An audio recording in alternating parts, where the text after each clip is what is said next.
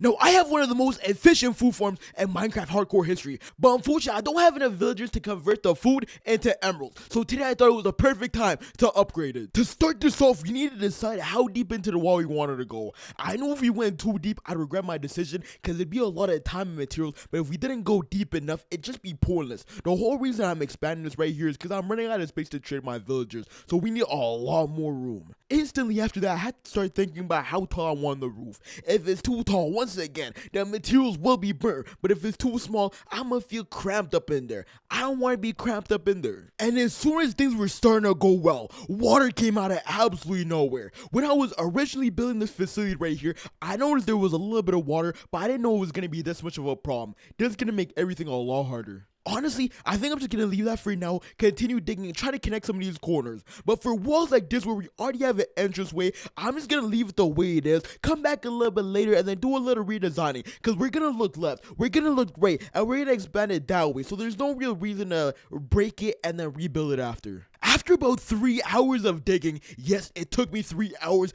even with efficiency 5 and a beacon, I had to make the decision. Do I want to continue doing some lazy work, or do I want to start tackling that water over there? Because I knew that was going to be a struggle. And eventually when I started working on the water, I figured out that swimming in the water wasn't going to be the hardest part. It was going to be figuring out where to stop. Because at this point, I didn't know if we were 11 blocks away or 25 blocks. And having my new bone meal system in the way made it so much harder. And eventually I got bored and realized I wouldn't have enough materials for this project right here. So I hit up the underground and got some tough. But whilst you're getting tough, it's only right you get some purple and white blocks as well. We can't name them here though. And as soon as I hopped on the next day, we started designing the outline for the floors. But you gotta remember, I still don't know what I'm gonna do in the corners yet. Truly, at this point, I just saw so much space that had no potential to it. But that didn't matter, because I could just get started on the diagonal corners, which may or may not be kind of uneven. It's all good though, because I could just do the exact same thing on the other side, but make it even worse this time. But I guess since the floors are coming together, it's only right we start working on the walls.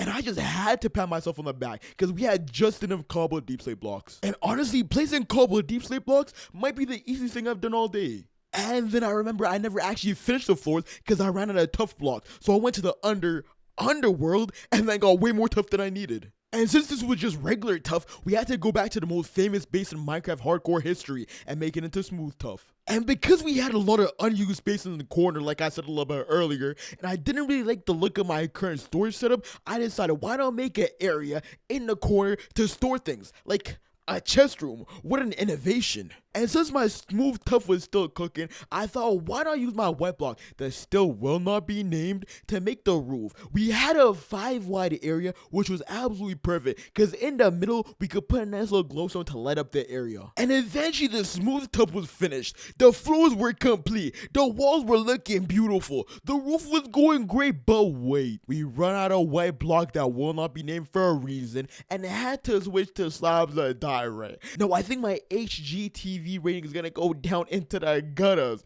but at least we can get this project finished soon. And eventually it was time to start bringing villagers down to the trading hall, which was a much longer and more stressful process than I expected. Eventually we got a couple down there with the boat and water method. And unfortunately, we weren't able to finish the trading hall in this video right here, but eventually it's gonna get done. So make sure you subscribe to see that in the future. If we come down here, I'll show you the amount of work we have done. It is a good amount. We got all the corners done. Obviously, I had to get all the stalls. The original idea was to have it on this side and this side, but I don't think that's gonna work out because it's feeling a little tight already. If we added 2 more to here, we only have a 3 wide walking path, and honestly, I like having a little bit of space to look around. That was my real problem within here. There just wasn't enough space. In the corners, I'll be the first one to admit it, it looks a little bit stupid. I didn't do it perfectly, so it's like you could definitely tell everything isn't aligned, but at the same time, do we really care? I don't think so. It looks alright. We have a lot of stalls that are empty, but I think I may have mentioned this a little bit earlier. Breeding villagers is harder than I expected. I will not lie to you. I think it's gonna take me a couple of months to do this. Obviously, y'all boys saw me. Wait, where the hell was he, dog? I'm gonna be honest with you. I filled one of these up. I just can't remember. Wait, nah, actually, no, it's right over here. It's right over here. Right over here. Okay, I filled one of these up. We started over here. We added this guy. He's looking good now. He's got a couple of trades. We filled this entire area up. Over here, I got a couple of weaponsmiths. This is gonna be my weaponsmith area. I'm assuming this is probably gonna be like librarians over here, because we want to have every single book purchasable in the world. Over here, we're gonna have farmers. The whole reason I made this area right here was because I didn't have enough farmers to do trading. As I said at the beginning of the video, I have one of the fattest farms in Minecraft history when it comes to food, and I'm just out here walking around broke like a loser, not enough to sell it, right? What double chest? 2 double chests, almost 3 double chests full of food. That is a lot more than most people will ever see in their life. So I need a couple more people to sell it to. And then if we come over here, obviously, we got the masons. I finished this a while ago, honestly.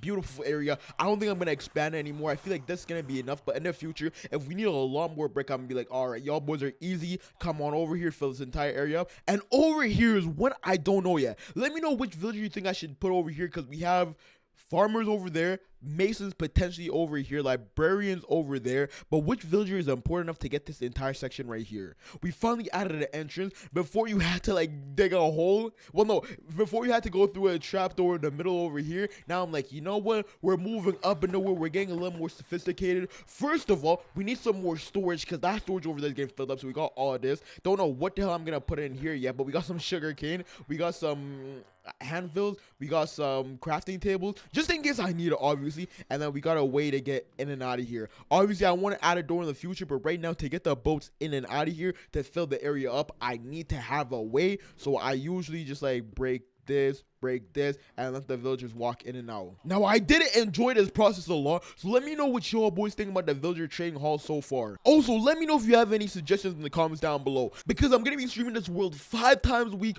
on YouTube and Twitch, and I'm also gonna be trying to upload a hardcore video every single Saturday, or at least a Minecraft video. So wish me luck on that.